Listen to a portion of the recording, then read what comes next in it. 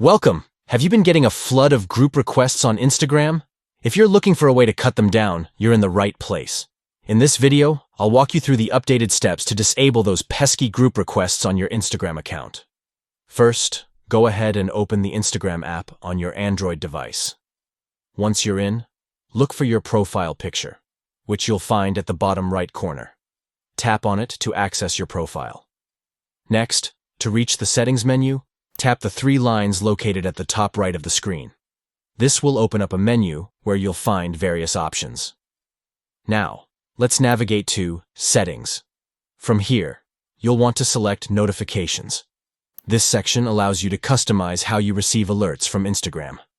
Scroll down and tap on Messages. Finally, look for the section labeled Group Requests. Here, you'll see an option to select Off. Go ahead and tap that. And just like that, you've disabled group requests. And there you have it. In just a few quick steps, you can enjoy a more peaceful Instagram experience without those annoying group requests cluttering your notifications. If you found this video helpful, don't forget to like and subscribe for more tips and tricks on Instagram.